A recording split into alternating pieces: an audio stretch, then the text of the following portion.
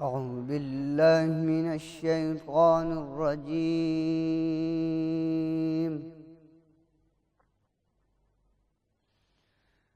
بسم الله الرحمن الرحيم.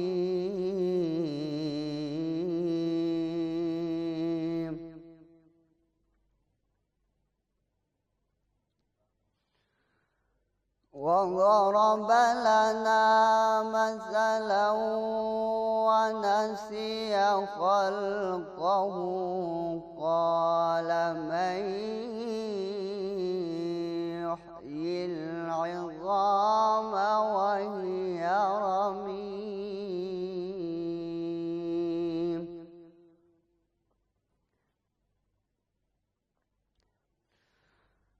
قل يحييها الذي أنشأها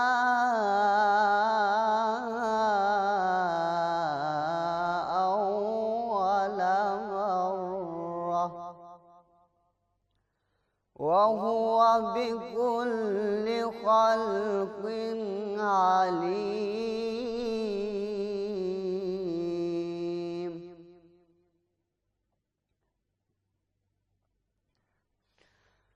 الذي جعل لكم من الشجر الأخضر نارا فإذا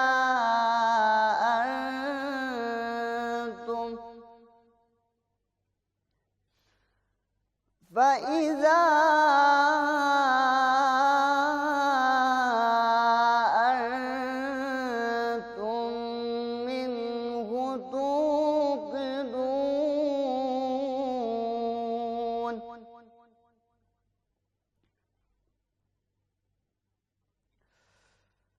أوليس الذي خلق السماوات والأرض بقادر على أن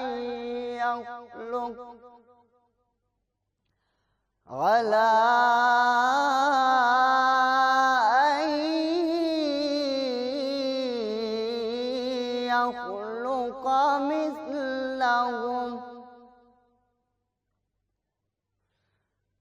بلى وهو الخلاق العليم.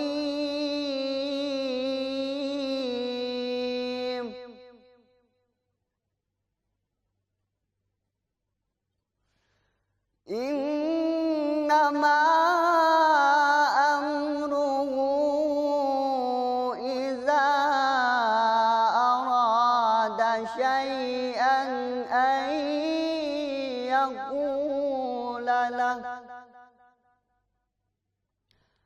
أن يقول له كن فيكون. فسبحان الذي بيده ملكوت كل شيء وإليه ترجعون. بيده ملكوت كل شيء وإليه ترجعون. میں پناہ مانگتا ہوں اللہ کی شیطان مردود کے شر سے۔ شروع اللہ کے نام سے جو بڑا مہربان نہایت رحم کرنے والا ہے۔ اور ہماری نسبت باتیں بنانے لگا اور اپنا پیدا ہونا بھول گیا، کہنے لگا بوسیدہ ہڈیوں کو کون زندہ کر سکتا ہے؟ کہہ دو انہیں وہی زندہ کرے گا جس نے انہیں پہلی بار پیدا کیا تھا، اور وہ سب کچھ بنانا جانتا ہے۔ وہ جس نے تمہارے لیے سبز درخت سے آگ پیدا کر دی کہ تم جھٹ پٹ سے اس سے آگ سلگا لیتے ہو، کیا وہ جس نے آسمانوں اور زمین کو بنا دیا اس پر قادر نہیں کہ ان جیسے اور بنائے کیوں نہیں؟ وہ بہت کچھ بنانے والا ماہر ہے۔ اس کی تو یہ شان ہے کہ جب وہ کسی چیز کا ارادہ کرتا ہے تو اتنا ہی فرما دیتا ہے کہ ہو سو وہ ہو جاتی ہے۔ بس وہ ذات پاک ہے جس کے ہاتھ میں ہر چیز کامل اختیار ہے اور اسی کی طرف تم لوٹائے جاؤ گے۔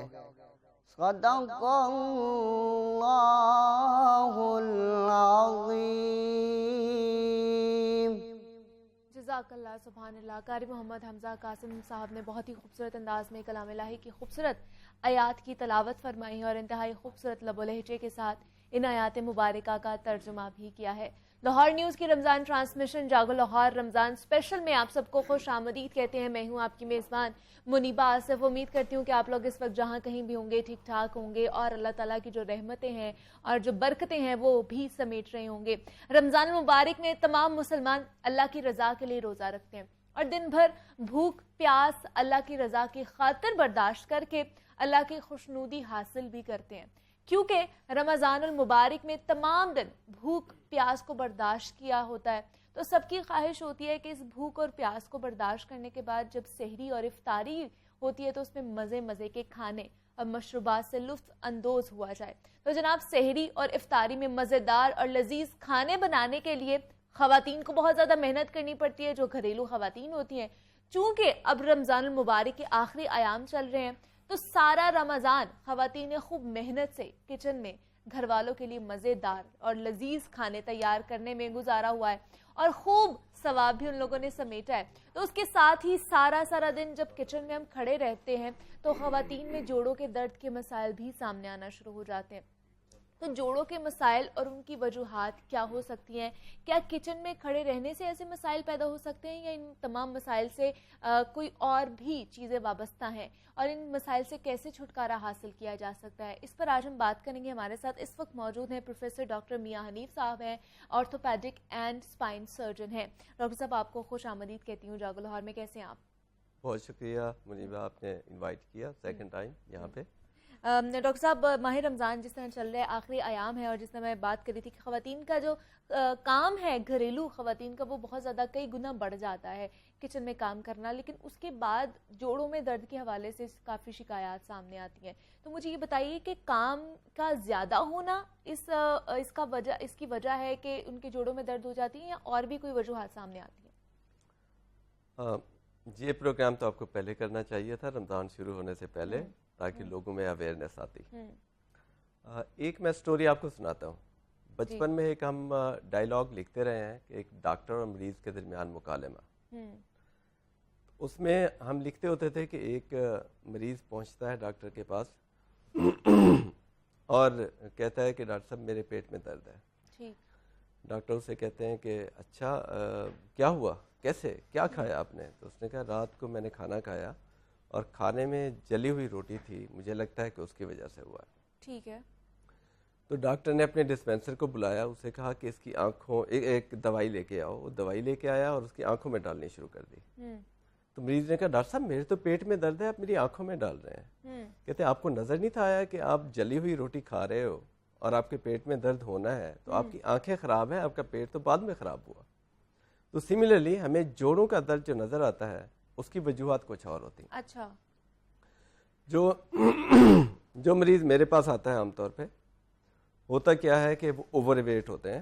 تو سب سے پہلے جب میں دیکھتا ہوں انہیں کہ آپ کا وزن تو آپ کے جسم اور آپ کی ہائٹ کے مطابق بہت زیادہ ہے، تو سب سے پہلے میں اسے کہتا ہوں کہ دیکھیں آپ نے اپنے جوڑوں کے ساتھ زیادتی کی ہے، آپ کے پیٹ کا آپریشن پہلے ہونا چاہیے۔ اچھا ٹھیک ہے۔ تو بیریٹک سرجری ایک آج کل آئی ہوئی ہے جس میں ہم معدے کو چھوٹا کر دیتے ہیں اور مریض جن کا ویٹ 150 یا 250 kg تک ہے وہ اپنے ویٹ کو بڑی جلدی ریڈیوس کر لیتے ہیں۔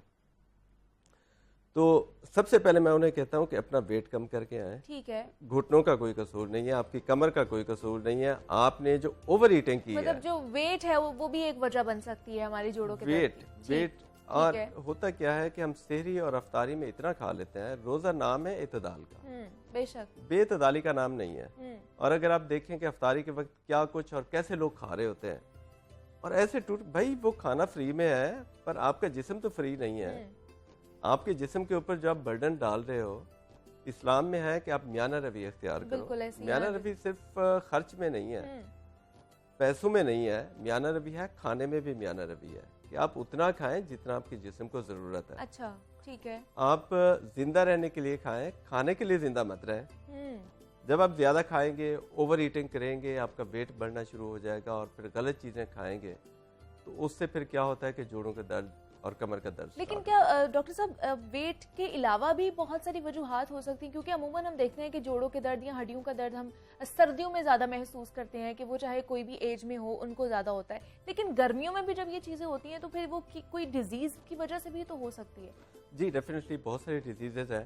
نمبر 1 سب سے کامن تو یہ ہے کہ ہڈیوں کی کمزوری وٹامن ڈی ڈیفیشنسی کی وجہ سے, ٹھیک ہے, اور کیلشیم کی ڈیفیشنسی کی وجہ سے. کیلشیم اور وٹامن ڈی 2 امپورٹنٹ چیزیں ہیں جن کی وجہ سے ہمارے جسم میں درد شروع ہو جاتا ہے. اس میں ٹانگوں میں درد بھی ہو جاتا ہے, جوڑوں میں درد بھی ہو جاتا ہے, پورے جسم میں بھی درد ہو جاتا ہے.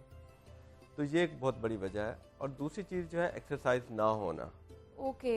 اور ماہ رمضان کے اندر تو ایکسرسائز بالکل بھی نہیں ہوتی, صرف کھایا جاتا ہے صبح اور شام کے وقت یا سویا جاتا ہے. تو اگر یہ کچھ ہوگا تو پھر پرابلم یہ ہوتا ہے کہ ویٹ اوور ویٹ ہو جاتا ہے انسان. نمبر 1. نمبر 2 کیلشیم اور وٹامن ڈی کی ڈیفیشنسی کی وجہ سے, ان کی کمی کی وجہ سے جسم کے اندر تبدیلیاں آتی ہیں جس کی وجہ سے درد شروع ہو جاتی ہے. اس کے علاوہ کچھ اور ڈیزیزز ہوتی ہیں جسٹ لائک گاؤٹ ہے جس کو ہم گنٹھیا کہتے ہیں. اس میں یورک ایسڈ بڑھ جاتا ہے, اور یورک ایسڈ ان لوگوں میں بڑھتا ہے جن میں جو گوشت زیادہ کھاتے ہیں. اچھا اگر آپ افطاری کے وقت بہت زیادہ گوشت کھا لیں گے تو رات کے وقت کسی بھی وقت آپ کو جوڑ کے اندر شدید درد شروع ہو جائے گا, تو ایوائڈ کرنا چاہیے. اب افطار پارٹیوں میں بہت سارا گوشت پڑا ہوتا ہے اور بہت سارے لوگ پلیٹیں بھر کے کھا رہے ہوتے ہیں, اور جو نہیں کھاتے وہ بچا کے چھوڑ جاتے ہیں. یہ بھی ایک بری عادت ہے. ہم جتنا ہمیں چاہیے ہم اتنا ہی لیں, بلکہ اس سے کم لیں.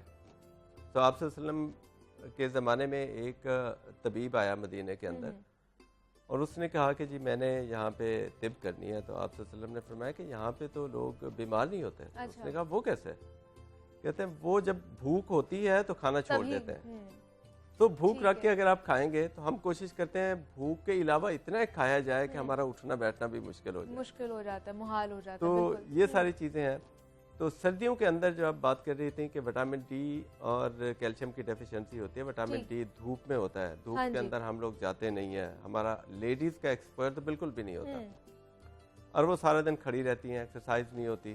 اس کی وجہ سے مسلز کمزور ہو جاتے ہیں, اور سٹریس آتا ہے جوڑ کے اوپر. کھڑا ہونے کا پوسچر ٹھیک نہیں ہے, اب پکا رہی ہیں گردن جھکا کے, بیٹھنے کا پوسچر نہیں ٹھیک ہے, کچھ جھک کے بیٹھے ہیں, پھر کمر درد سٹارٹ ہو جاتی ہے.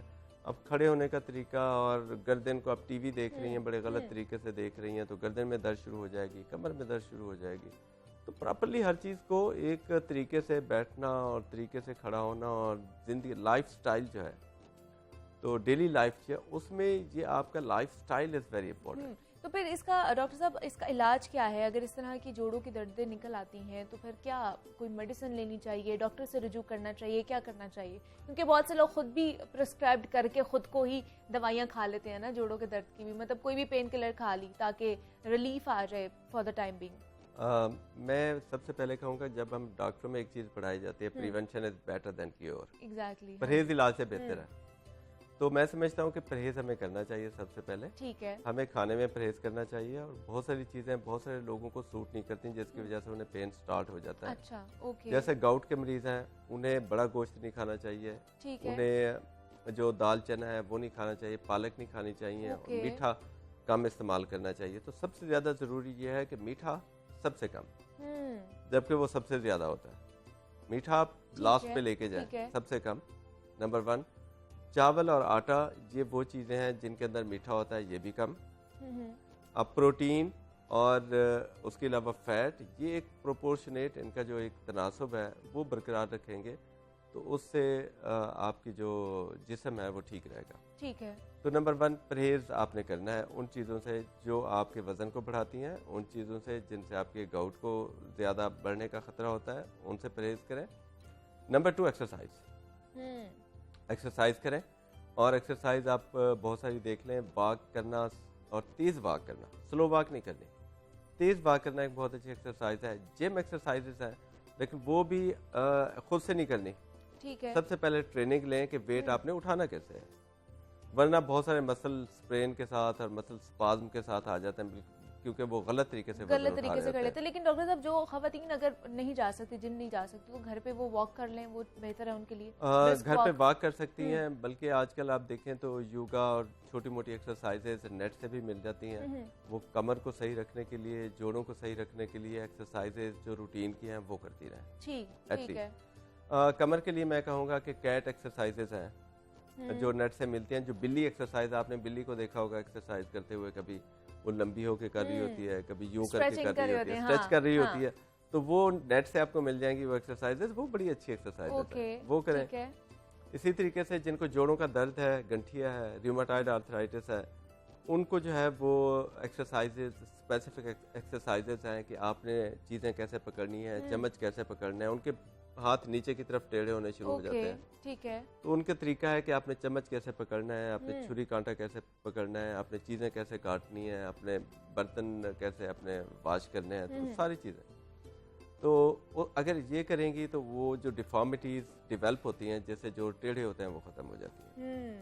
تو نمبر 1. اس کے علاوہ جب میں بات کروں گا کہ جو کیلشیم ہے وہ سب سے زیادہ دودھ کے اندر ہے، بادام اور دودھ کی جو پروڈکٹس ہیں ان کے اندر ہے، تو وہ زیادہ سے زیادہ لیں.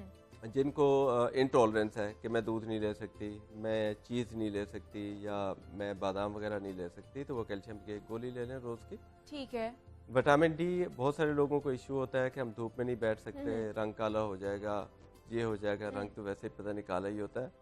تو اینی وے بہت سارے لوگوں کو ایشو ہے، تو وٹامن ڈی کی ایک ٹیبلٹ 15 دن بعد لے لیں، 2 لاکھ انٹرنیشنل یونٹ کی. ٹھیک ہے. تو اس سے وٹامن ڈی کی کمی پوری رہے گی. اور کیلشیم کی جو کمی ہے، اگر وہ آپ لوگ غذاؤں سے آپ کو لگتا ہے کہ نہیں پوری ہو رہی، تو آپ ٹیبلٹ بھی کھا سکتے ہیں. وہ کھا سکتے ہیں تاکہ آپ کی جو جتنی بھی ڈیفیشنسی ہے وہ کیلشیم کے لحاظ سے، یہاں پر اگر آپ کو وائٹامن ڈی کی ڈیفیشنسی ہے تو وہ آپ کی پوری ہو جائے.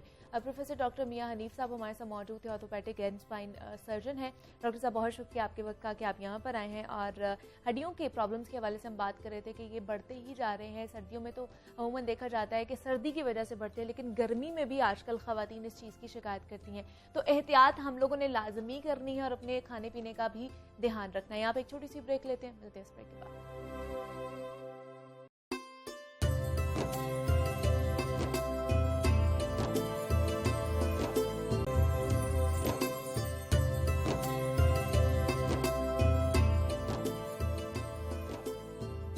Welcome back to Jago Lahore. Break سے ہم واپس آ چکے ہیں. سیگمنٹ ہے ہمارا راہ حق، جس میں روزمرہ زندگی کے حوالے سے درپیش مسائل کا حل ڈھونڈنے کی ہم لوگ کوشش کرتے ہیں، اور عالم اسلام کے جید علماء کرام ہمارے ساتھ موجود ہوتے ہیں. رمضان المبارک تمام مہینوں میں سے بہترین مہینہ قرار دیا گیا ہے، اور اس کے بہترین ہونے کا اندازہ ہم اس بات سے لگا سکتے ہیں کہ اللہ پاک فرماتا ہے کہ روزہ میرے لیے ہے اور میں ہی اس کا اجر دوں گا. اور اس سے ہم سب کو رمضان کی اہمیت اور فضیلت کی سمجھ بھی آتی ہے، کیونکہ ماہ صیام اللہ کا پسندیدہ مہینہ ہے، اور اس میں ہر مسلمان کی نیک اور جائز جو خواہشات ہوتی ہیں وہ پوری ہو جاتی ہے. اور وہیں پر اللہ کے پیارے نبی حضرت محمد صلی اللہ علیہ وآلہ وسلم نے یہ اس بددعا پر بھی آمین کہا کہ ہلاک ہو جائے وہ شخص جو رمضان مبارک کا مہینہ پائے اور اپنی بخشش نہ کروا سکے. تو جناب، بخشش کروانے کا ایک ہی طریقہ ہے، وہ ہے دعا. اور اس دعا کی اہمیت اور فضیلت کیا ہے، دعا مانگنے کا طریقہ کیا ہے، یہ سب آج ہمیں بتائیں گے مولانا ابتسام الہی صاحب. ہمارے ساتھ موجود ہیں، مذہبی اسکالر ہیں. مولانا صاحب بتائیے گا. نحمدہ و نصلی علی رسولہ الکریم. بسم اللہ الرحمن الرحیم. وَإِذَا سَأَلَكَ عِبَادِي عَنِّي فَإِنِّي قَرِيبٌ أُجِيبُ دعوت الداعی اذا دعان. معزز خواتین و حضرات، آج میں آپ کے سامنے ایک انتہائی اہم عنوان کے حوالے سے اپنی چند گزارشات رکھنے کے لیے جا رہا ہوں. ماہ مبارک رمضان المبارک اپنے جلوں میں بہت سی سعادتوں کو لے کے آتا ہے، جہاں پر اللہ تبارک و تعالیٰ نے اس مہینے میں روزوں کی فرضیت کا ذکر کیا، حصول تقویٰ کا ذکر کیا، نزول قرآن مجید کا ذکر کیا. وہاں پر اس کے ذکر کے فوراً بعد جس انتہائی اہم عبادت کا ذکر کیا وہ اللہ تبارک و تعالیٰ کی بارگاہ میں آ کر دعاؤں کو کرنا ہے. انسان بنیادی طور پر ضرورت مند ہے، حاجت مند ہے، کمزور ہے، پریشانیوں میں الجھا ہوا ہے، مصائب میں جھکڑا ہوا ہے، مسرتوں کا، خوشیوں کا طلبگار ہے. بہت سی اس کی ضروریات ہیں جن کی تشنگی اور جن کے اندر جن کے پورے نہ ہونے کی وجہ سے انسان کئی مرتبہ آزردگی کا پریشانی کا شکار رہتا ہے۔ ہم اپنے گرد و پیش میں بہت سے لوگوں کو دیکھتے ہیں ڈپریشن کا، انگزائٹی کا، نفسیاتی امراض کا شکار نظر آتے ہیں۔ بہت سے مریضوں کو دیکھتے ہیں ہسپتال میں سسکتے ہوئے نظر آتے ہیں۔ بہت سے لوگوں کو کاروباری معاملات میں الجھا ہوا دیکھتے ہیں۔ ان تمام کے تمام مسائل کے حل کے لیے انسان اپنی انرجی کو، ریسورسز کو، توانائیوں کو ڈپیوٹ بھی کرتا ہے اور ان کو اویل کرنے کی کوشش بھی کرتا ہے جو اس کو پاس موجود ریسورسز ہوتے ہیں، ایبلٹیز ہوتی ہیں، اپنے پوٹینشلز کو ایلوکیٹ کرتا ہے۔ لیکن پھر بھی یہ بات کئی مرتبہ دیکھنے میں آتی ہے کہ مسلسل جستجو، جدوجہد اور کاوش کے باوجود انسان اپنی بہت سی تشنہ خواہشات کو پورا کرنے میں اس لیے کامیاب نہیں ہو پاتا کہ بہت سے مادی کنسٹرینٹس جو ہیں اس کے راستے میں، اس کی تمناؤں کی تکمیل کے راستے میں حائل ہو جاتے ہیں۔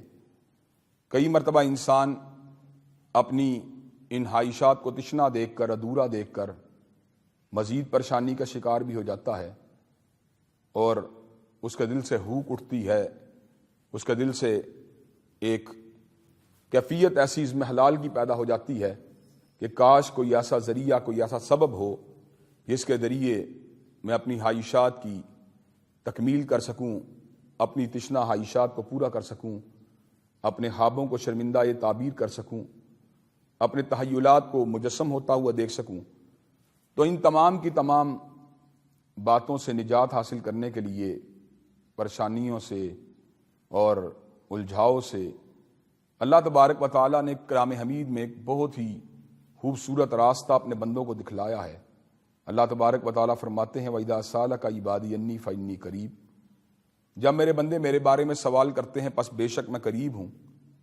اور اللہ تبارک و تعالیٰ اس کے ناموں میں بعید کا نام شامل نہیں، وہ بہت قریب ہے۔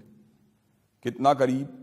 نحن اقرب الیہ من حبل الورید، کہ شارگ حیات ہم سے دور ہے، اللہ تبارک و تعالیٰ اس سے بھی زیادہ قریب ہیں۔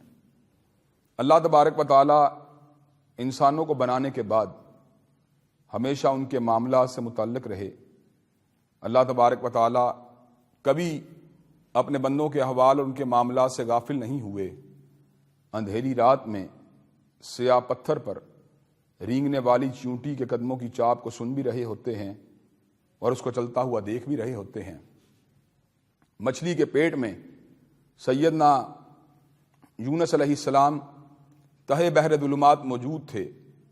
اس موقع پر مچھلی کے پیٹ میں حضرت یونس علیہ السلام کی فریاد کو سننے والی ذات اللہ احکم الحاکمین ہی کی ذات تھی۔ اور یہ بات قرآن مجید کے مطالعے سے بڑے کھل کے معلوم ہوتی ہے کہ اللہ تبارک و تعالیٰ کے جلیل القدر پیغمبران جب بھی ان کی زندگی کے اندر کوئی تکلیف، کوئی مشکل، کوئی دکھ، کوئی کرب آیا تو جہاں پر انہوں نے صبر کے ساتھ، خندہ پیشانی کے ساتھ، استقامت کے ساتھ، پورے ہمت اور بلند حوصلے کے ساتھ اس تکلیف کا مقابلہ کیا، وہاں پر اللہ تبارک و تعالیٰ کی بارگاہ میں آ کر دعاؤں کے لیے بھی ہاتھ کو پھیلا دیا، اور اللہ تبارک و تعالیٰ نے اپنے ان برگزیدہ اور مقرب بندوں کی تمناؤں کو کس انداز میں پورا کیا۔ قرآن مجید میں سیدنا آدم علیہ السلام کا واقعہ موجود ہے۔ اللہ تبارک و تعالیٰ نے آپ کو جنت میں جب سکونت دی اپنی اہلیہ کے ساتھ، تو اللہ تبارک و تعالیٰ نے اس امر کا اعلان فرما دیا، قلنا یا آدم اسکن انت وزوجک الجنہ وکلا منہا رغدا حیث شئتما ولا تقربا ہذہ الشجرہ فتکونا من الظالمین، آپ جو جی چاہیں جنت سے کھائیں اور پئیں، لیکن آپ نے شجر ممنوعہ کے قریب نہیں جانا۔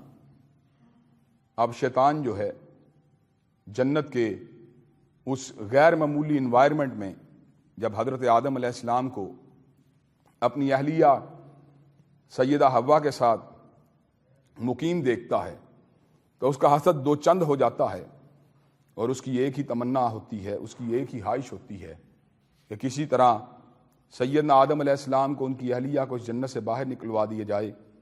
چنانچہ وہ جھوٹی قسمیں کھاتا ہے آپ کے سامنے اور کہتا ہے وَقَاسَمَهُمَا إِنِّي لَكُمَا لَمِنَ النَّاصِحِينَ، قسمیں کھا کے کہتا ہے میں آپ کا خیر رہا ہوں، اور آپ کو یہ بات باور کروانے کی کوشش کرتا ہے کہ آپ کو اس طرح سے اس لیے روکا گیا ہے إِلَّا أَن تَكُونَ مَلَكَيْنِ أَوْ تَكُونَ مِنَ الْخَالِدِينَ، اگر آپ نے اس کے دانے کو کھا لیا تو اس کے دانے میں یہ تاثیر موجود ہے کہ آپ فرشتے بن جائیں گے یا آپ کو ہمیشہ کی زندگی خلد جو آپ کو حاصل ہو جائے گا۔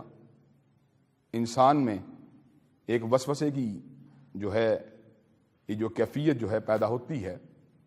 حضرت آدم علیہ السلام جب انہیں وسوسہ دیا جاتا ہے تو جنت کی محبت، اللہ تبارک و تعالیٰ کی قربت کی طلب اور اس قسم کے تخیلات جب آپ کے ذہن میں ابھرتے ہیں، اور شیطان لعین جب قسمیں کھاتا ہے، آپ شجر ممنوعہ کے دانے کو کھا لیتے ہیں، نتیجہ کیا نکلا؟ آپ کو فردوس بری سے زمین کے پر آنا پڑا۔ جب سیدنا آدم علیہ السلام زمین کے پر آ جاتے ہیں، لباس جنت آپ کے وجود کے پر موجود نہیں ہوتا، تمہارے پہ تف ہے وَلِمَ تَعْبُدُونَ مِن دُونِ اللَّهِ أَفَلَا تَعْقِلُونَ، تم اللہ تبارک و تعالیٰ کے ماں سوا کیوں پوجا کرتے ہو؟ کیا تمہارے پاس عقل نام کی کوئی چیز موجود نہیں ہے؟ اب ان کے پاس ان باتوں کا کوئی جواب نہیں تھا۔ کیا کہا؟ حرکوہ وانصروا آلہتکم ان کنتم فاعلین، معاذ اللہ حضرت ابراہیم علیہ السلام کو جلا دیا جائے اور اپنے الہوں کی مدد کی جائے۔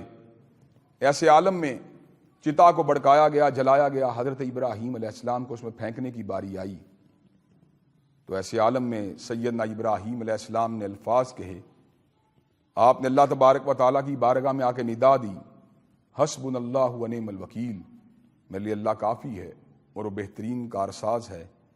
اور ایسے عالم میں اللہ تبارک و تعالیٰ نے کیا ارشاد فرمایا؟ قلنا یا نار کونی بردن و سلاما علی ابراہیم، جب اللہ تعالیٰ کو کارساز کہہ کے پکارا گیا، جب اللہ تبارک و تعالیٰ کو اپنا وکیل سمجھ کے بلایا گیا تو اللہ تبارک و تعالیٰ نے کیا کیا؟ اللہ نے اس امر کا اعلان فرما دیا، قلنا یا نار کونی بردن و سلاما علی ابراہیم، اے آگ تو ابراہیم علیہ السلام کا ٹھنڈی ہو جا، لیکن اتنی ٹھنڈی نہیں ہونا کہ ابراہیم علیہ السلام کو سردی کا احساس ہونے لگے، ان کے لیے مہکتے ہوئے گلابوں کے گلستان بن جانا، ان کے لیے ایک چمنستان بن جانا، اور اعلان فرما دیا وَأَرَادُوا بِهِ كَيْدًا فَجَعَلْنَاهُمُ الْأَخْسَرِينَ، اور وہ سارے کے سارے ابراہیم علیہ السلام کے خلاف مکر کا ارادہ لے کے آئے، لیکن اللہ نے ان کے مکر کو خاک میں ملا کے رکھ دیا۔ اسی طرح قرآن مجید نے سیدہ مریم کا اور ان کے حالو زکریا کا ذکر کیا۔ سیدہ مریم جب محراب کے اندر اللہ تبارک و تعالیٰ کی عبادت فرمایا کرتی تھیں تو اللہ تبارک و تعالیٰ ان کے لیے بے موسم کے پھل بھیجا کرتے تھے۔ ایک مرتبہ جناب زکریا علیہ السلام نے، بلکہ کئی مرتبہ سیدنا زکریا علیہ السلام نے جب اس منظر کو دیکھا تو آپ نے سیدہ مریم سے استفسار کیا، یا مریم انا لکی ہادا، اے مریم یہ پھل کہاں سے آئے ہیں؟ تو سیدہ مریم نے بڑا خوبصورت جواب دیا، قالت ہوا من عند اللہ ان اللہ یرزق من یشاء بغیر حساب، یہ پھل اللہ نے بھیجے ہیں اور اللہ جس کو چاہتا ہے بلا حساب رزق دیتا ہے۔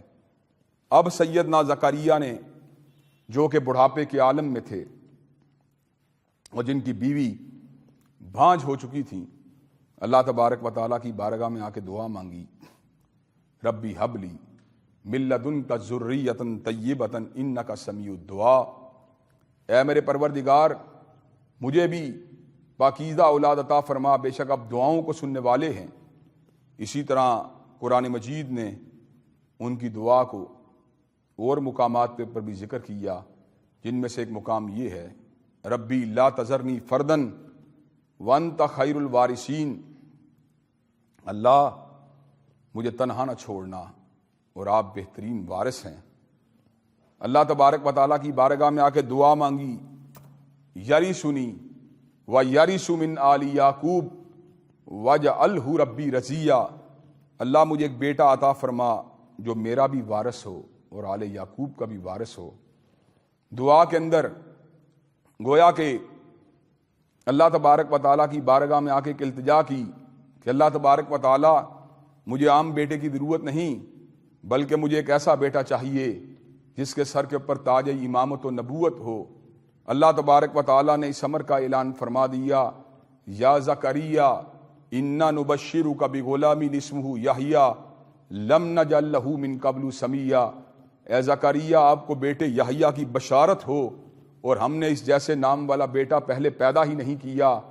اور دوسرے مقام کے اوپر اللہ تبارک و تعالیٰ نے اس امر کا اعلان فرما دیا، سیدم و حسورم و نبیم من الصالحین، اللہ نے ان کو ایک ایسا بیٹا عطا فرما دیا جو سردار بھی تھا، حسوراً اور پاک باز بھی تھا، و نبیم من الصالحین، اور صلحاء میں سے اللہ تبارک و تعالیٰ نے ان کو منصب نبوت عطا فرما دیا۔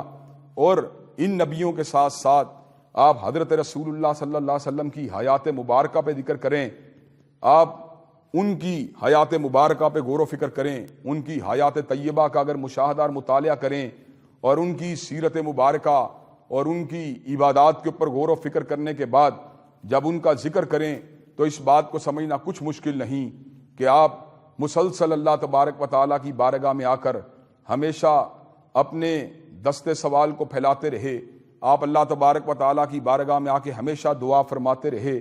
قرآن مجید میں بھی اللہ تبارک و تعالیٰ نے آپ کے اوپر بہت سی دعاؤں کا نزول فرما دیا، اور حضرت رسول اللہ صلی اللہ علیہ وسلم نے بھی اپنے امتیوں کو مختلف مواقع کی دعاؤں کے بارے میں خبردار فرما دیا۔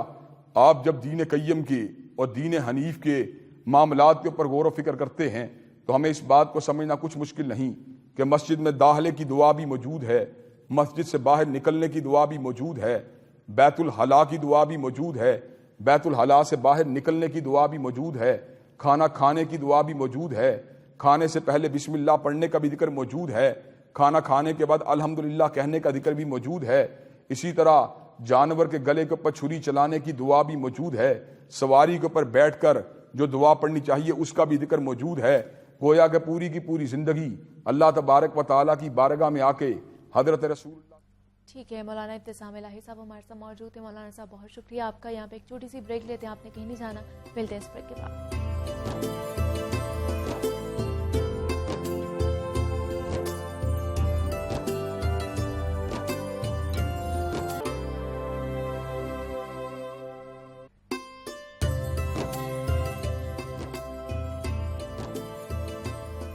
جاگو لاہور کی رمضان نشریات میں ایک مرتبہ پھر سے آپ کو خوش آمدید کہتے ہیں۔ رمضان المبارک اپنی تمام تر رحمتوں اور برکتوں کے ساتھ اس وقت جاری و ساری ہے، آخری ایام چل رہے ہیں، اور ہمارا دین اسلام بہترین اور مکمل دین ہے۔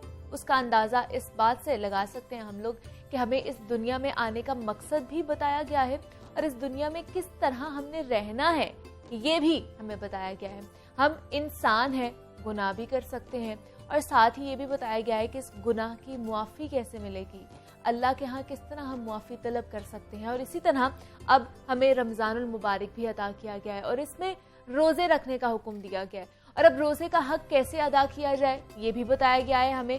لیکن اگر ہم میں سے روزے کا اصل مقصد پورا نہ ہو سکے تو اس صورت میں ہمیں کیا کرنا چاہیے، تو روزے کی کمی اور کوتاہی کو ختم کرنے کے لیے صدقہ فطر کا حکم دیا گیا ہے۔ تو صدقہ فطر کیا ہے، صدقہ فطر کس کس کو دیا جا سکتا ہے، اس کی اہمیت کیا بیان کی گئی ہے قرآن مجید میں، اس پر آج ہم بات کریں گے۔ ہمارے ساتھ اس وقت موجود ہیں پروفیسر ڈاکٹر شہباز حسن ہیں، مذہبی اسکالر ہیں۔ پروفیسر صاحب آپ کو خوش آمدید کہتی ہوں جاگو لاہور میں۔ پروفیسر صاحب، ماہ رمضان اس وقت جاری و ساری آخری ساتیں اس کی چل رہی ہیں، اور اس مبارک مہینے کے آخر میں ہی صدقہ فطر کا حکم دیا گیا ہے کہ دیا جاتا ہے۔ تو سب سے پہلے میں بتائیے صدقہ فطر ہوتا کیا ہے اور اس کی کیوں اہمیت بیان کی گئی ہے اتنی؟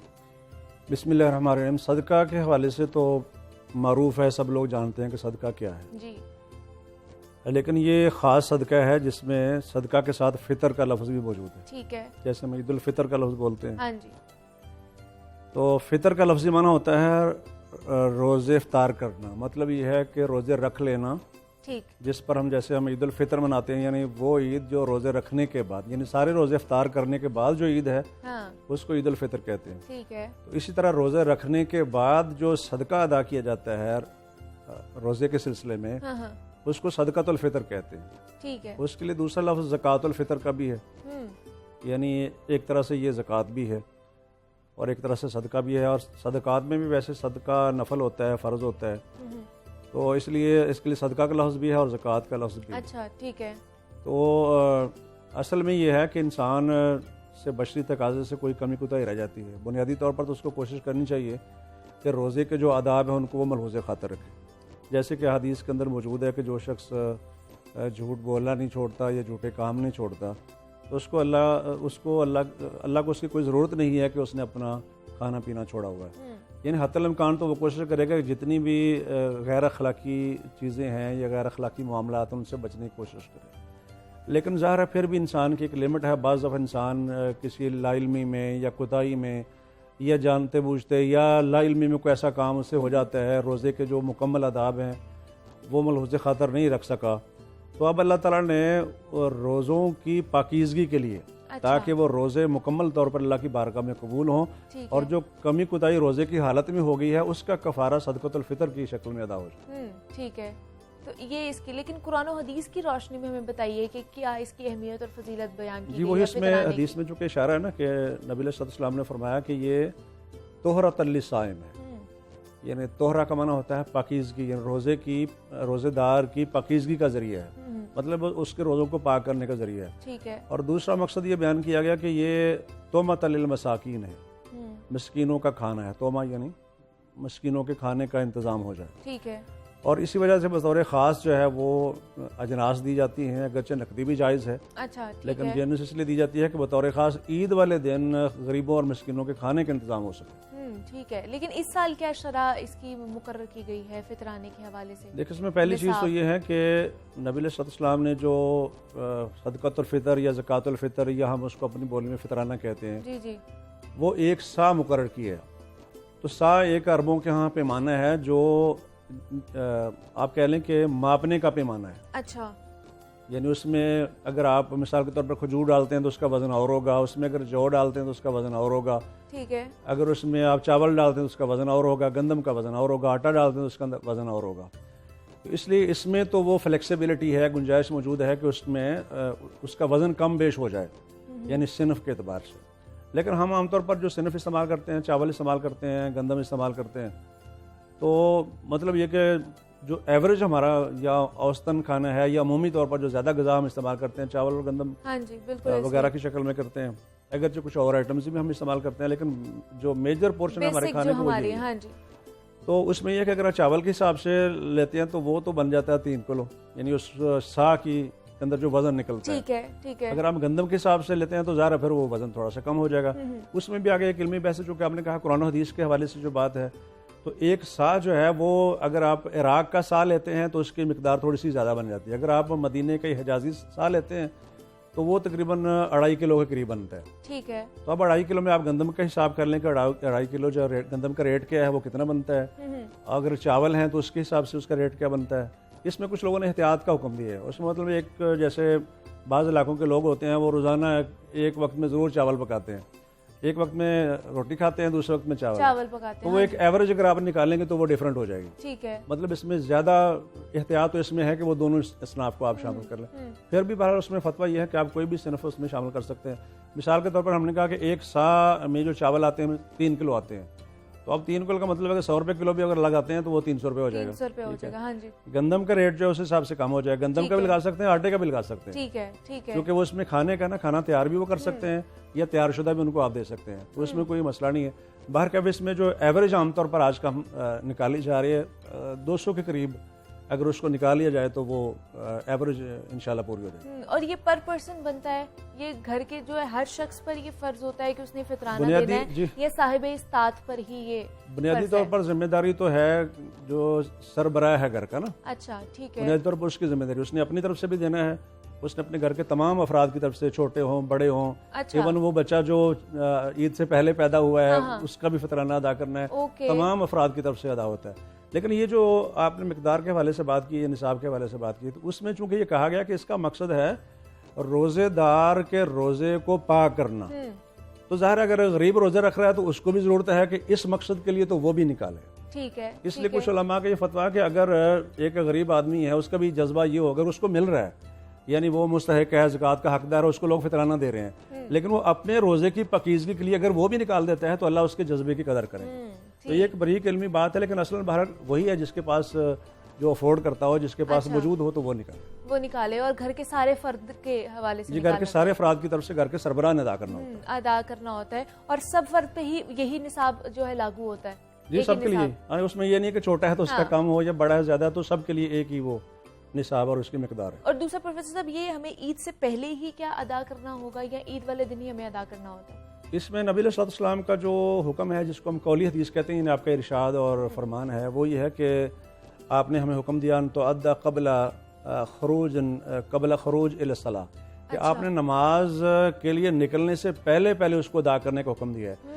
یعنی آپ کہہ سکتے ہیں جو لاسٹ اس کی لمٹ ہے اس سے آگے نہیں کراس کر سکتے ہیں، چونکہ حدیث میں آتا ہے کہ جو عید کے بعد ادا کرے گا وہ تو عام صدقہ ہے. اور اگر اس کو فطرانے صدقۃ الفطر کے طور پر ادا کرنا تو اس کے لیے ضروری ہے کہ عید کی نماز پڑھنے سے پہلے یا یہ جو الفاظ ہیں ان کو اگر ہم فوکس کریں تو عید کی نماز پڑھنے کے لیے نکلنے سے پہلے وہ صدقہ ادا کرتے ہیں.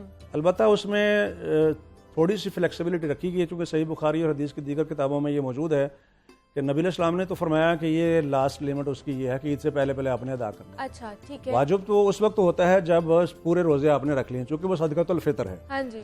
لیکن یہ ہے کہ کھانے کا انتظام کرنا ہے اپنے غریب اور مسکین کے لیے، خاص کر عید والے دن کے لیے. یہ نہیں کہ جو غریب مسکین ہے وہ عید والے دن بھی بھوکے رہیں اور باقی لوگ جو ہیں وہ روزے دار تو وہ انجوائے کر رہے ہیں، لیکن وہ بیچارے دوسروں کو دیکھ رہے ہیں یا کھانے کا انتظام بھی نہیں ہے.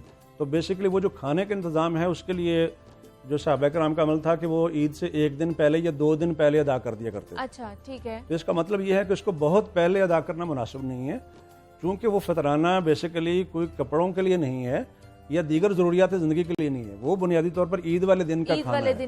اس لیے صحابہ کرام اس کو 1 دن یا 2 دن پہلے جو ہے نکال دیا. لیکن اگر پروفیسر صاحب اگر لوگ نہیں نکال پاتے کسی وجہ سے عید والے دن، تو پھر ان کے لیے کیا حکم دیا گیا ہے؟ دیکھیے بنیادی طور پر تو وہی ہے، تو ایسے جیسے ان کے ذمہ ایک قرض تھا وہ انہوں نے ادا کرنا. اصل یہ ہے. اچھا ایک اس میں شکل یہ ہے کہ بعض دفعہ فطرانے کی جو رقم ہے یا جو اناج ہے وہ اکٹھا جمع ہوتا ہے. اچھا. جیسے نبی علیہ السلام کے زمانے میں، صحابہ کرام کے زمانے میں، خلفاء راشدین کے زمانے میں بیت المال ہوتا تھا. ہاں جی. اب اس بیت المال میں وہ سارا مال جو جمع ہو گیا. ٹھیک ہے. جتنی ضرورت تھی غریبوں مسکینوں کی وہ عید پر ان کو دے دی گئی، لیکن پھر بھی وہ مال بچا ہوا ہے، تو وہ عید کے بعد اس کو تقسیم کر دیا جائے گا. یعنی وہ عید کے بعد بھی تقسیم ہو سکتا ہے، لیکن اس کی کلیکشن پہلے ہوئی ہے عید سے پہلے، کیونکہ عید سے پہلے اس کا ادا کرنا ضروری ہے. اور نماز سے پہلے ادا کرنا ضروری ہے، یہ ارشاد کیا گیا ہے. لیکن پھر ہمیں بتائیے کہ کن کن کو دے سکتے ہیں ہم، کن کن مستحق لوگوں کو یہ فطرانہ دیا جا سکتا ہے؟ ابھی جو حدیث میں الفاظ میں نے آپ کے سامنے پڑھے تھوڑی دیر پہلے کہ یہ طعمۃ للمساکین ہے، یہ مسکینوں کا کھانا ہے. تو اس کا مطلب یہ ہے کہ بنیادی طور پر حقدار تو وہ لوگ ہیں جو غریب مسکین ہیں. لیکن اس میں بہرکیف یہ فتویٰ علماء کا موجود ہے کہ جو زکوٰۃ کے مصارف ہے، چونکہ بیسیکلی یہ بھی زکوٰۃ ہے، زکوٰۃ میں. اچھا. تو جو زکوٰۃ کے 8 مصارف ہیں ان میں سے کسی ایک مصرف میں بھی یا سارے مصارف میں ڈیوائڈ کر کے اس کو دیا جا سکتا ہے. لیکن چونکہ دوسری حدیث میں جو میں نے تھوڑی دیر پہلے اس کا ایک حصہ آپ کے سامنے پیش کیا ہے، اس میں چونکہ مساکین کا لفظ ہے تو اس کا مطلب یہ ہے کہ مساکین کو پریفر کرنا چاہیے. اچھا. اور ویسے بھی جو مصارف زکوٰۃ ہیں اس میں بھی سب سے پہلے انما الصدقات للفقراء والمساکین، یعنی فقیر مسکین ہی سب سے پہلے ذکر کیے گئے ہیں زکوٰۃ کے 8 مصارف میں. لیکن بہت سے پروفیسر صاحب، بہت سے لوگ یہ بھی کہتے ہیں نا کہ جو ہمارے آس پاس ہی ہیں، جو ہمارے رشتہ داروں میں ایسے لوگ ہیں، ان کو بھی یہ دیا جا سکتا ہے. یہ درست ہے کیا؟ نہیں، اس کے لیے حقدار ہونا ضروری ہے. اچھا. مطلب یہ ہے کہ رشتہ داروں میں سے اگر کوئی زکوٰۃ کا حقدار ہے، غریب ہے، تو سب سے پہلا تو اس کا حق بنتا ہے، چونکہ نبی علیہ السلام نے فرمایا کہ سب سے پہلے تو وہاں سے آپ اس کا آغاز کریں گے جو آپ کے قریبی لوگ ہیں آپ کے. تو میرا ویسے خیال یہ کہ حدیث کی روشنی میں اگر آپ غریب رشتہ داروں کو فطرانہ یا وہ چیز دیتے ہیں، فطرانہ دیتے ہیں، اگر وہ ایکسیپٹ کرتے ہیں تو اس کا زیادہ ثواب ہے. ایک صلہ رحمی بھی ہے اور دوسرا یہ کہ فطرانہ بھی آپ ادا کریں. مطلب اپنے ارد گرد پہلے دیکھ لیں، اگر ایسے آپ کو لگ رہا ہے کہ ان لوگوں پر واجب ہو سکتا ہے تو آپ انہیں دے سکتے ہیں، نہیں تو غریب یا پھر مسکین لوگوں کو یہ فطرانہ دیا جا سکتا ہے. دوسرا، جیسے آپ نے بات کی کہ یہ اس کو زکوٰۃ کے طور پر بھی لیا جا سکتا ہے، تو یہ زکوٰۃ کی ایک قسم ہی ہوئی، اس کو سمجھ لیا جائے پھر ایک نہیں، وہ چونکہ اس میں فرق ہے، اس میں لفظ ہے زکوٰۃ الفطر، یعنی عام زکوٰۃ کا لفظ نہیں ہے. ٹھیک ہے. جس طرح طہرۃ للصائم کا لفظ ہے، یعنی روزے دار کی پاکیزگی کے لیے یہ دیا جاتا ہے، اور اسی معنی میں لفظ زکوٰۃ بھی استعمال ہوتا ہے. یعنی جو ہم زکوٰۃ دیتے ہیں اس سے ایک تو مال کی محبت سے ہمارا دل پاک ہوتا ہے، دوسرا یہ ہے کہ جو ہمارا مال ہے اس میں سے جب ہم زکوٰۃ دے دیتے ہیں تو وہ پاک ہو جاتا ہے. یہ زکوٰۃ الفطر ہے. اس کا مطلب یہ ہے کہ جب آپ یہ صدقہ یا یہ زکوٰۃ دیں گے تو آپ کے جو روزے ہیں وہ پاک ہو جائیں گے اور ان کی جو کمی کوتاہی ہے وہ معاف ہو جائے گی. تو اس سینس میں اس کو زکوٰۃ الفطر کہا گیا. لیکن بہت سے جو خیراتی ادارے ہیں پروفیسر صاحب وہ رمضان مبارک میں کلیکشن کرتے ہیں یہ فطرانے کی, تو کیا ان کو بھی دیا جا سکتا ہے؟ اس میں وہی چیز ہے کہ زکوٰۃ کے جو مصارف ہیں اگر تو وہ ان مداد پر وہ خیراتی ادارے خرچ کر رہے ہیں, یعنی ان کا مصرف وہ ہے, تو اگر مصرف ان کا وہ نہیں ہے تو پھر تو ان کو نہیں دیا جا سکتا نا. مطلب غریبوں مسکینوں کی اگر وہ کفالت کر رہے ہیں اور اس طرح کا کوئی انتظام ہے, یعنی جو مصارف زکوٰۃ میں چیزیں آتی ہیں, تو پھر تو ایسے خیراتی اداروں کو دیا جا سکتا ہے, مدارس میں دیا جا سکتا ہے جہاں غریب و مسکین بچے پڑھ رہے ہیں ان کو آپ دے سکتے ہیں, دین کی نشر و اشاعت کے لیے آپ اس کو استعمال کر سکتے ہیں. اس طرح غربا مساکین کا تو ذکر ہم کر ہی رہے تھے. تو اس طرح کے تمام مدات میں خرچ کیا جا سکتا ہے, لیکن وہ مدات جو ہیں زکوٰۃ کے مصارف کی حدود کے اندر ہوں تو پھر ان پہ خرچ کیا جا سکتا ہے. لیکن کیا مدارس اور مساجد میں بھی دیا جا سکتا ہے کہ اگر انہوں نے تعمیر کروانی ہو اپنی مساجد؟ نہیں, مساجد میں تو نہیں دیا جا سکتا. اچھا ٹھیک ہے. لیکن مدارس میں جہاں غریب بچے مسکین بچے پڑھ رہے ہوں تو وہاں ان کو دیا جا سکتا ہے. لیکن بہت سے لوگ جب مساجد میں صبح نماز کے لیے جاتے ہیں, عید کی نماز کے لیے, تو وہاں پر بھی دے کر آ جاتے ہیں, تو یہ غلط ہے کیا؟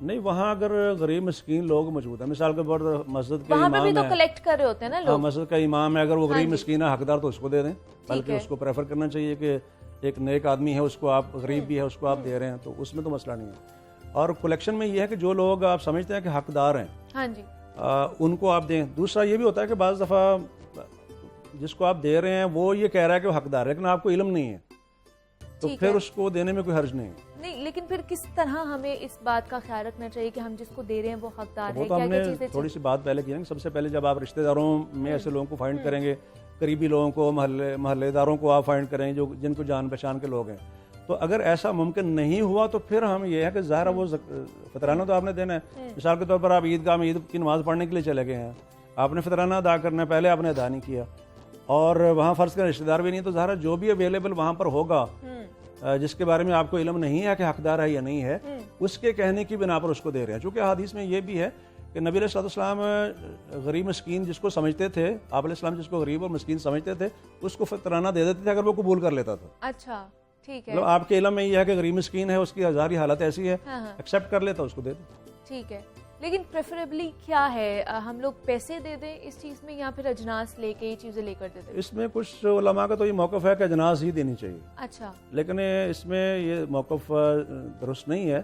اجناس دے دیں ٹھیک ہے, لیکن یہ کہ نقدی بھی دی جا سکتی ہے. حضرت عمر بن عبدالعزیز کے حوالے سے ملتا ہے اور بھی بہت سی ایسی روایات ہیں, آثار ہیں کہ درہم و دینار سے بھی فطرانہ ادا کیا گیا. تو کسی بھی شکل میں, مطلب یہ کہ اصل اوریجنل فارم میں دے دیں اس کو تو ٹھیک ہے, اور اگر آپ نقدی کی شکل میں دے دیں تو بھی درست ہے. اس میں کوئی حرج کی بات نہیں ہے, اس میں نہ کوئی ایسی سختی والی بات ہے. بلکہ بعض دفعہ جس کو آپ دے رہے ہیں اس کی ضرورت کے لیے زیادہ بہتر کیا ہے اس کو اگر دیکھ لیں تو زیادہ مناسب ہوگا. مطلب دونوں صورتوں میں آپ دے سکتے ہیں, وہ نقدی کی شکل میں بھی ہو سکتا ہے, وہ اجناس کی شکل میں بھی ہو سکتا ہے, تو وہ آپ پہ ڈیپینڈ کرتا ہے. لیکن یہ جاننا بہت ضروری ہے کہ آپ کس کو دے رہے ہیں, وہ مستحق ہے یا نہیں ہے. اور اس حوالے سے ہم نے بات کی. پروفیسر ڈاکٹر شہباز حسن مذہبی اسکالر ہمارے ساتھ موجود تھے. ڈاکٹر صاحب بہت شکریہ آپ کے وقت کا. فطرانے کے حوالے سے ہم بات کر رہے تھے اور کہ وہ کس طرح دینا ہے, کیا اس سال کا کیا نصاب مقرر کیا گیا ہے ہم سب پہ, اور گھر کا جو سربراہ ہوتا ہے اس پر یہ فرض کیا گیا ہے کہ وہ ہر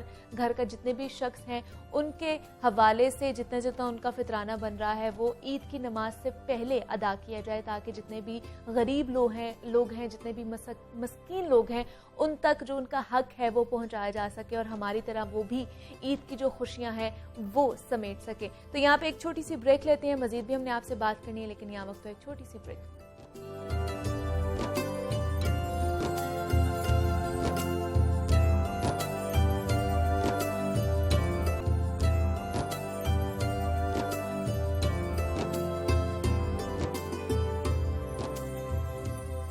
welcome back to Jago Lahore. جناب اب ہم نے کچھ بات کرنی ہے نیسلے ملک پیک کے حوالے سے, اور اس کو کون نہیں جانتا ہے. تو house of Nestle milk pack آپ کے لیے بلکہ ہم سب کے لیے لایا ہے رمضان کا بیسٹ ڈیری ایکسپیرینس, تاکہ ہم سب کا جو رمضان ہے, یہ جو سحری اور افطاری ہے, وہ خوشی سے ہم لوگ اس کو نمٹا سکیں. اور نیسلے ملک پیک رینج میں ہمیں ملتا ہے دودھ, دہی, کریم, ایون کہ مکھن سمیت جتنی بھی ڈیری کی ورائٹی ہے وہ اس میں شامل ہوتی ہے. اور آپ کے لیے بیسٹ کوالٹی بھی لے کر آیا ہے تاکہ ہمارا جو رمضان ہے وہ اچھا گزرے, بھرپور انداز سے گزرے. اور اس کے ساتھ ساتھ یوٹیوب پر نیسلے ہمارے لیے ایک ایکسائٹڈ جو ان کا بھرپور سیگمنٹ ہے جس میں ہمیں نیسلے ملک پیک کے بنائے ہوئے 10 مزیدار ریسیپیز وہاں پر ملتی ہیں. تو ابھی آپ لوگ جائیے, میں تو آپ کو یہ کہوں گی کہ ان کا جو پیج ہے نیسلے ملک پیک کا, ان کا چینل آپ لوگوں نے سبسکرائب کرنا ہے, جو ان کا بیل آئیکن ہے اس کو دبانا ہے تاکہ ان کی جو نئی ریسیپیز ہوتی ہیں وہ آپ انفالو نہ کریں اور آپ کو وہ فوراً سے مل جائیں جیسے ہی وہ اپنے چینل پہ انہیں اپلوڈ کریں گے. تو نیسلے ملک پیک اپنے چینل پر نئی اور جو ان کی پرانی ڈشز ہیں وہ بھی پیش کرتا رہتا ہے, اپلوڈ کرتا رہتا ہے. تو آپ کو دونوں ڈشز وہاں پر مل سکتی ہیں.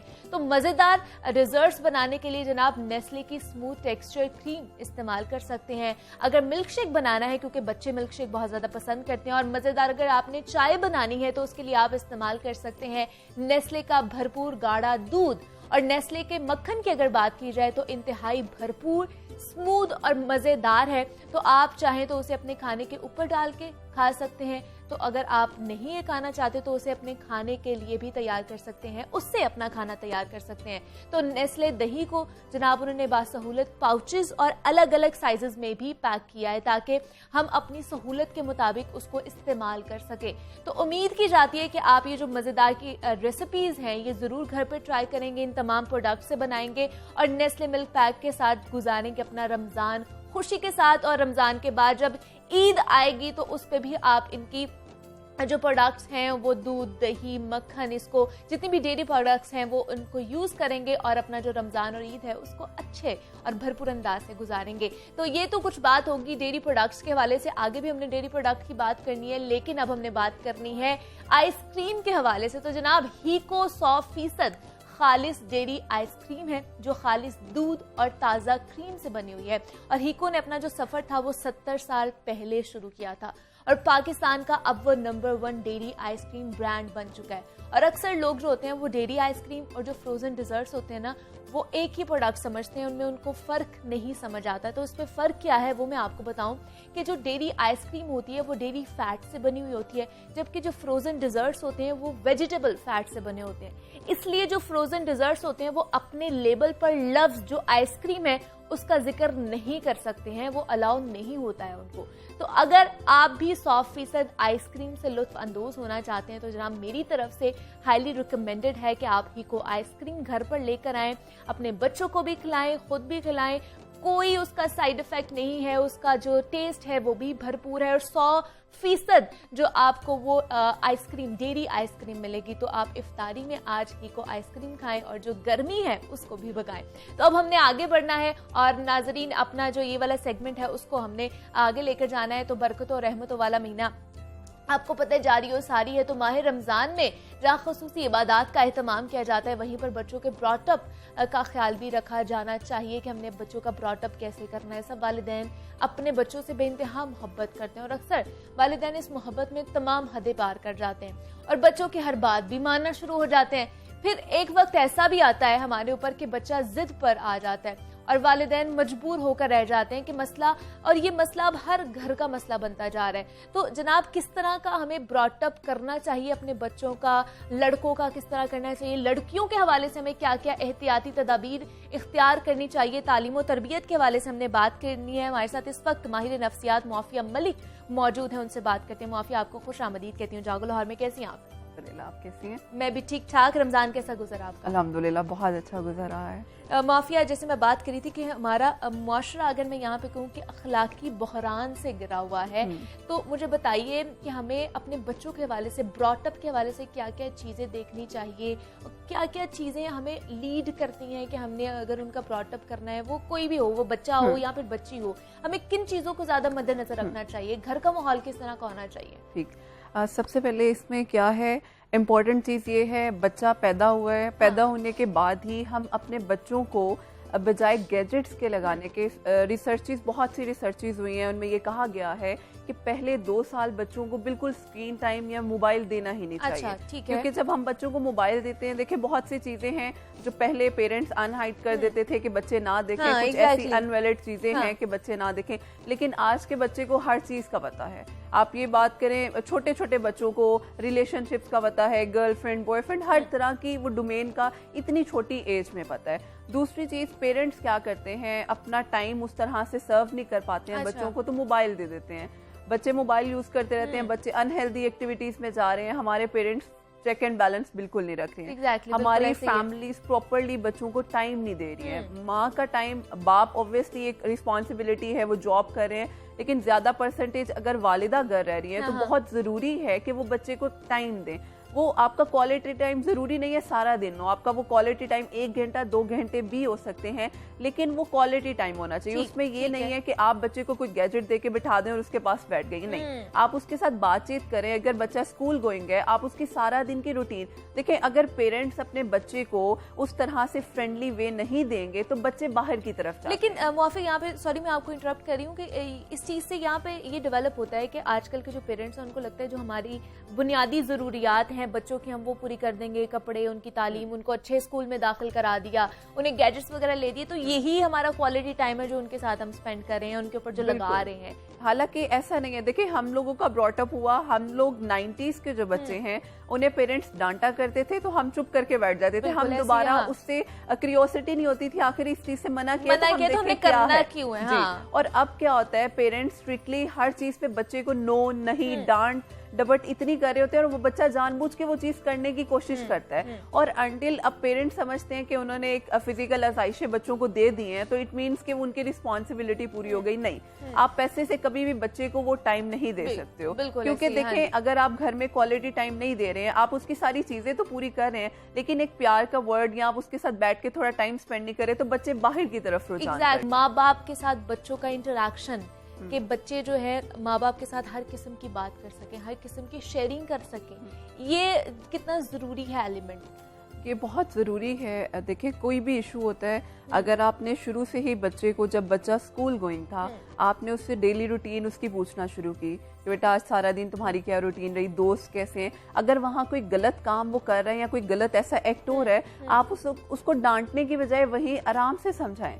देखिए, आप प्यार से एक चीज जो बच्चे को समझाते हैं वो ज्यादा अच्छे तरीके से समझता है, रादर देन आप उसे डांटेंगे। दोबारा अगर वो कभी गलती से भी वो गलती करेगा ना, वो कभी भी नहीं आपसे शेयर करेगा, और जब आपसे शेयर नहीं करेगा, आहिस्ता आहिस्ता फिर आप डिस्टेंट होना शुरू हो जाते हैं और फिर पेरेंट्स ये कंप्लेन करते हैं कि हम तो सारी आसाइशें पूरे कर रहे हैं फिर भी हमारा बच्चा हमारी बात नहीं मान रहा, क्योंकि आपने उसे शुरू से वो एनवायरनमेंट नहीं दिया। तो ये बहुत ज्यादा डिपेंड करता है स्पेशली पेरेंट्स पे और स्पेशली मदर के साथ, क्योंकि बच्चियों की भी आप देखें तो बहुत ज्यादा अटैचमेंट वालिदैन से ज्यादा माँ के साथ होती है। हर तरह से बात, अगर कोई गलत काम भी हो जाता है या बात होती है तो माँ उसको कवर कर लेती है। तो इसलिए बहुत ज्यादा जरूरी है कि हमारी बच्चियों को स्पेशली घर में वो एनवायरनमेंट दिया जाए कि वो हर किस्म की बात शेयर करें, क्योंकि बहुत जरूरी है ये हमारे लिए। लेकिन आजकल मुआफिया आपके नजर से भी गुजरे होंगे, 2-3 इंसिडेंट्स ऐसे हुए हैं गुज़श्ता दिनों से, उस चीज पर बात भी हो रही है बहुत ज्यादा, दुआ ज़हरा के हवाले से और निमरा के हवाले से भी। तो ये जो छोटी उम्र ही है, अभी 18 साल से कम ही है ये सारी बच्चियां,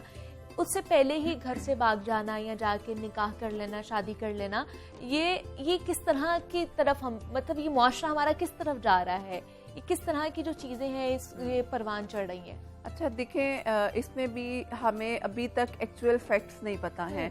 बच्ची कुछ और कह रही है, वालिदैन कुछ और कह रहे हैं, ठीक है, दोनों की बातें बहुत ज़्यादा कॉन्ट्राडिक्ट कर रही हैं। मैं किसी को भी जजमेंटल की नज़र से नहीं देखूंगी, लेकिन समहाउ गलती पेरेंट्स के एज से भी है। अब आप देखें, आपने बच्चों को शुरू से वो आपने एक अच्छा बिहेव या आपने नरमी वाला लहजा नहीं रखा। फॉर इंस्टेंस, अगर वो अपनी मर्जी से शादी भी करना चाहती थी तो आप उसको समझाते, रादर देन आपने उसको बहुत ज्यादा डांटा होगा या कहा होगा नहीं करनी, या कोई भी रीजन है उसके पीछे, आपने बच्ची को अगर उस तरह से सॉफ्ट कॉर्नर एक दिया होता, वो लाजमी आपको ये चीज बताती। अब जब आपकी देखें, हमारे यहाँ है बरादरी से बाहर हम लोग शादी नहीं करते या इस तरह का रुझान है, लेकिन आप पेरेंट्स एटलीस्ट उस चीज़ को समझ सकते हैं। देखिए, अब वो टाइम नहीं है, विद द टाइम बीइंग हम हर चीज़ चेंज हो रही है। अब अगर پیرنٹس یہی ایکسپیکٹ کریں کہ جو ہمارے بچپن میں ہوا تھا ہم ویسے ہی اپنے بچوں کو پالیں گے، تو ایسا بالکل بھی پاسبل نہیں ہے.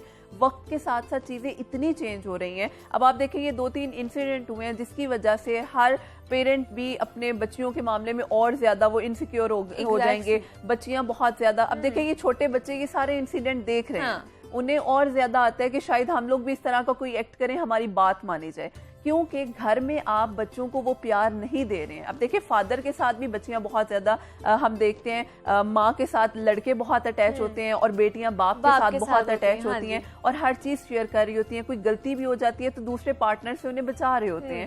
تو اب آپ دیکھیں آپ نے کہیں نہ کہیں کوئی کلیش، کیونکہ ہماری اپ برنگنگ میں کوئی نہ کوئی گیپ آتا ہے جو بچہ اس طرف، دیکھیں آپ کو گھر میں سے پیار نہیں ملے گا، سوسائٹی میں لوگ ایسے وہ پہلے ہی ویلکمنگ فیسز کے ساتھ بیٹھے ہوئے ہیں، اس طاق میں بیٹھے ہوئے ایگزیکٹلی کہ کوئی بچی اس طرح سے آئے جو ذرا گڈ لکنگ ہے یا گڈ لکنگ نہیں بھی ہے، ہم اس کو کسی نہ کسی طرح سے ہراساں کر سکیں. اور اسی طاق میں جب بچیاں، جب گھر سے پیار نہیں مل رہا، کوئی دیکھیں ایک لڑکی کا ایک نارمل ایکٹ ہے، ہمیں کوئی سراہے، ہمیں کوئی تعریف کرے، اپریشیٹ کرے، لڑکی کہیں نہ کہیں اس کو اپنے مائنڈ میں رکھتی ہے کہ میری تعریف ہوئی ہے. اب وہ بار بار ایک ہی چیز دیکھ رہی ہے اور گھر والوں کو بالکل بھی آئیڈیا نہیں، کیونکہ ہمارے پیرنٹس نے چیک اینڈ بیلنس بھی نہیں رکھا ہوا ہے. تو بچی آہستہ آہستہ اس طرف جانا شروع ہو جائے گی کہ مجھے تو سراہا جا رہا ہے، مجھے یہ اپریسیشن گھر سے نہیں مل رہی. گھر والے دیکھیں ایک چھوٹی سی چیز آپ نے کی ہے، اگر فار انسٹنس گھر میں بچے نے ایک چیز اٹھا کے بھی رکھی، آپ کو اپریشیٹ کرنا چاہیے. جب ان چیزوں پہ ہمیں گھر سے اپریسیشن ہی نہ ملتی، ہمیں جب باہر سے ملتی ہے تو obvious بات ہے ایک اپوزٹ جینڈر اٹریکٹ بھی کرتا ہے. تو بچیاں بہت زیادہ اٹریکٹ ہوتی ہیں اور ہمارے معاشرے میں یہ چیز اتنی زیادہ کامن ہوتی جا رہی ہے کہ بچیاں اتنا زیادہ اسپیشلی میں اگر بات کروں، لڑکیاں جو ہیں وہ لڑکوں کی باتوں میں آ جاتی ہیں، تمہاری شادی میرے ساتھ ہی ہوگی. ان کا مائنڈ میکنگ اس طرح سے کر دی جاتی ہے کہ گھر والوں کی باتیں انہیں سمجھ نہیں آتی. لیکن جب وہ باہر جاتی ہیں، ٹھوکر کھاتی ہیں، پھر انہیں ریئلائزیشن ہوتی ہے. دیکھیں غلطی بچیوں نے کر دی ہے، لیکن سٹارٹ کہیں نہ کہیں تو اس کا فیملی کا ہوا ہے نا. میں نے بہت زیادہ کیسز ایسے دیکھے ہیں منیبا جس میں یہ دیکھا گیا فیملی جب بروکن ہوتی ہے نا تو بچیاں گھر سے باہر نکلتی ہیں اس پیار کو، اس گیپ کو فل کرنے کے لیے. تو اگر ہم اس گیپ کو فل نہیں کریں گے تو پھر بعد میں ہم کمپلین کرتے ہیں ہماری بچی نے یہ ایکٹ کیا. دیکھیں میں اس معاملے میں بھی پورا قصوروار پیرنٹس کو نہیں ٹھہرا رہی، بچی کی بھی غلطی ہے. دیکھیں دونوں ایسے تالی اوبویسلی بات ہے، دونوں ہاتھوں سے بچتی ہے، تو اس لیے دونوں طرف سے کہیں نہ کہیں غلطی ہے. لیکن ہم اس گیپ کو ابھی بھی فل کر سکتے ہیں اگر ہمارے پیرنٹس تھوڑا سا کوآپریٹ کریں. دیکھیں اگر آپ ورکنگ بھی ہیں، آپ کو اپنی بچی اور بچے دونوں کو ٹائم دینا بہت ضروری ہے. ضروری نہیں ہے یہاں صرف لڑکیوں کی بات ہو رہی ہے، بہت سے لڑکوں کے کیسز بھی ہیں، کچھ چھپ جاتے ہیں، کچھ کو ہم ذکر نہیں کرنا چاہتے ہیں. تو اس لیے آپ اگر انہیں اس طرح سے ٹائم دیں گے، دیکھیں ٹائم دینے کے ساتھ ساتھ آپ نے چیک اینڈ بیلنس بھی رکھنا ہے. آپ کی اگر ٹھیک ہے آپ کی ریپو نہیں ہے، آپ چیک اینڈ بیلنس رکھیں، اسکول جا رہی ہے، کالج جا رہی ہے، کیونکہ دیکھیں بہت سی بچیوں کو دیکھا، میں نے دیکھا ہے پرسنلی، کالج سے وہ کہیں اور جا رہی ہوتی ہیں اور پیرنٹس کو پتہ ہی نہیں ہے. آپ بچے کو پاکٹ منی 1000 دے رہے ہیں ایک لنچ کے لیے، لیکن جبکہ لنچ اتنا مہنگا بھی نہیں ہے، ٹھیک ہے ایک آپ دے رہے ہیں، لیکن آپ چیک اینڈ بیلنس تو رکھیں بھائی. جب ہم چیک اینڈ بیلنس نہیں رکھتے پھر بچے غلط راستے کی طرف جاتے ہیں. اور obvious بات ہے جب آپ کو گروپ، اب آپ کالج میں جائیں وہاں آپ کو ایک گروپ بیڈ کمپنی مل رہی ہے، وہ پھر انسان اور زیادہ بالکل اس میں چلا جاتا ہے. تو وہ آپ کی پرسنالٹی کو پھر آہستہ آہستہ چیزیں افیکٹ کرنا شروع کر دیتی ہیں. بالکل ایسے ہی ہے، مطلب گھر سے اگر آپ کو وہ ماحول نہیں ملے گا، وہ اٹریکشن نہیں ملے گی تو آپ باہر جا کے وہ چیزیں ڈھونڈنا شروع کر دیتے ہیں. ٹھیک ہے جی، معافیہ ملک ہمارے ساتھ موجود تھی، ماہر نفسیات ہے معافیہ. بہت شکریہ آپ کے وقت کا، آپ یہاں پر آئی ہیں اور بڑا اچھا ٹاپک تھا جس کے اوپر آپ نے اچھے طریقے سے ایکسپلین بھی ہمیں کیا ہے کہ کس طرح کا ہمارا گھر کا ماحول ہونا چاہیے، پیرنٹنگ کس طرح ہم نے کرنی ہے، بچوں کا خیال ہم نے کس طرح رکھنا ہے.